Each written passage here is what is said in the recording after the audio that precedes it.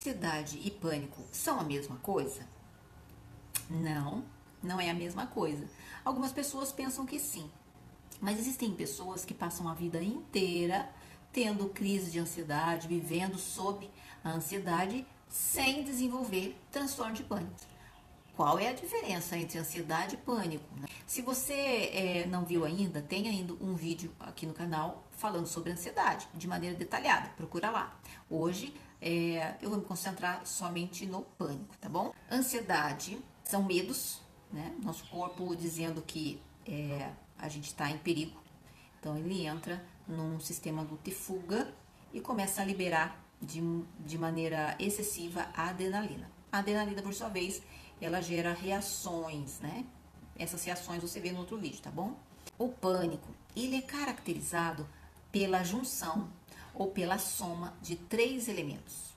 Você pode sofrer de ansiedade, mas se você não tiver nessa receita esses 3 elementos, o seu quadro nunca vai se elevar, evoluir para pânico. Então, o pânico é a junção ou a soma de 3 elementos, sendo que o primeiro elemento é a própria ansiedade. Então, a ansiedade, ela pode evoluir para o pânico, desde que tenha mais 2 elementos a mais. Por isso que tem gente que vive com ansiedade a vida inteira e não desenvolve pânico. Já outras têm ansiedade e o quadro evolui para pânico. Então, o primeiro elemento do pânico é a ansiedade, propriamente dita, tá? O segundo elemento para se compor o pânico é a pressão. Pressão é você ter cobrança. Pode ser uma cobrança sua ou pode ser outra pessoa te cobrando. Então vamos imaginar aqui que você já é uma pessoa ansiosa, então você já tem uma carga de adrenalina pelo corpo. Só que qual o motivo ou um dos motivos dessa ansiedade é a pressão. Alguém te cobrando ou você mesmo está se cobrando. Você está se cobrando de algo que você não consegue, você está se cobrando de algo que você não é capaz, enfim. Pressão é o segundo elemento dentro desse quadro para ser transtorno de pânico. Primeiro, ansiedade. Segundo, a pressão. Tanto a pressão que a gente recebe dos outros, como a pressão que eu me cobro. Então, vamos imaginar aqui que eu sou uma pessoa ansiosa e eu tô recebendo pressão. Pressão para ser de alguma maneira, pressão externa ou pressão interna. Quer dizer que o meu quadro vai se evoluir para pânico? Não necessariamente. Porque lembra que eu falei que é a soma de 3 elementos? Só evolui para pânico se tiver um terceiro elemento. Qual é o terceiro elemento? O terceiro elemento é a desproteção ou desamparo, a mesma coisa. Quando a pessoa se sente tão desprotegida, quando a pessoa se sente tão desamparada, que ela pensa que não tem mais saída para ela. Sabe aquela situação, tô no mato sem cachorro, não tem como escapar mais da situação? Daí sim, daí o quadro começa a evoluir. Tô na minha vida, percorrendo o meu caminho na vida, e eu sou uma pessoa ansiosa, né? Desenvolvi ansiedade, sou uma pessoa preocupada, sou uma pessoa acelerada, enfim. Só que, em determinado momento, surge uma situação na minha vida em que eu sou muito pressionada, seja por mim ou por outras pessoas, e essa pressão ela é indeterminada, ela não tem um prazo de validade, ela não se finda. Somado a uma sensação, né, que me gere uma desproteção ou um desamparo, em que o meu emocional diga para mim assim, não tem mais saída. Daí sim, eu posso ter um transtorno de pânico. E qual é a diferença de um ataque de ansiedade para um ataque de pânico?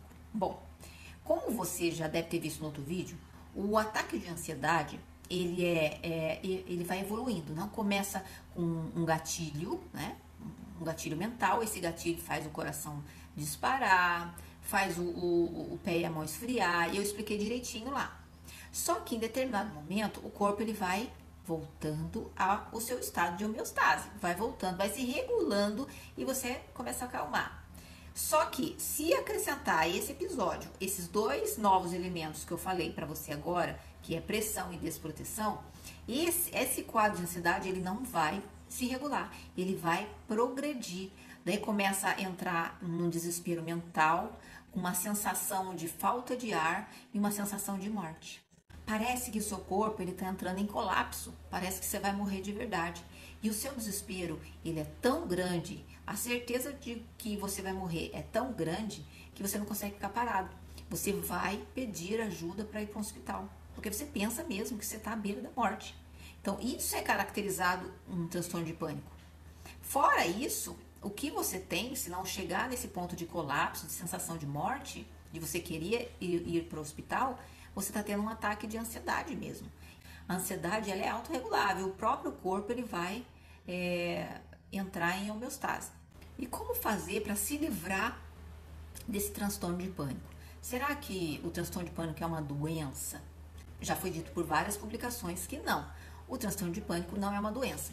Ele é um problema comportamental, né? E tendo em vista de que a pressão que você recebe é tamanha, a desproteção que você sente é tamanha, se a gente tirar um desses elementos, você consegue controlar como a maioria das pessoas controla a ansiedade, né?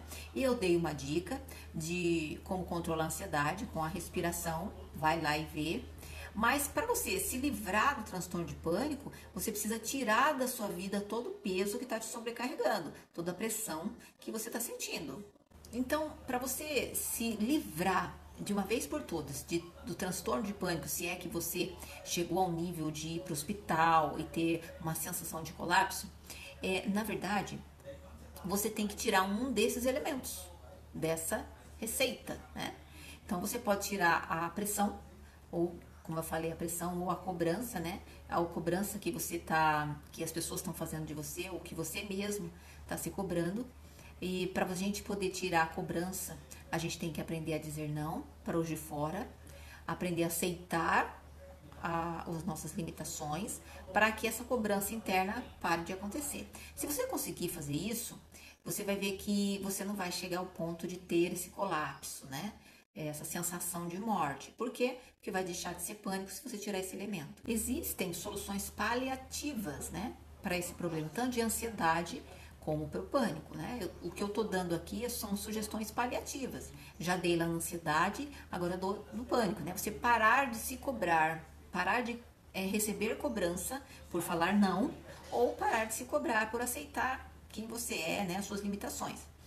Paliativo significa que é remediado, não é definitivo. Por quê? Para ser definitivo, você precisa entrar em tratamento.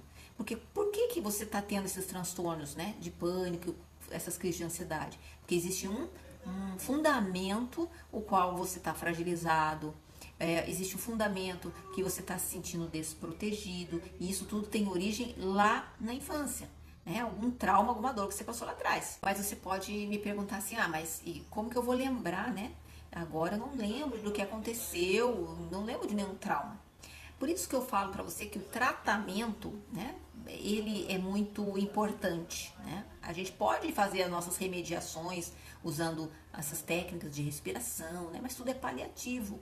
O tratamento com a TRG, por exemplo, com a terapia de reprocessamento generativo, ele é tão eficaz, por quê? Porque ele faz uma vasculhagem, ele vasculha mesmo toda a sua idade cronológica atrás dessas sensações, atrás dessas dores, que às vezes, tentando lembrar, a gente não consegue, mas junto com a boa condução de um bom profissional, a gente vai chegar até esses traumas, essas dores. Encontrando essa dor que seja mínima e cuidando e tratando dessa dor, ou desse trauma, ou dessa marca, a TRG dessensibiliza essa sensação.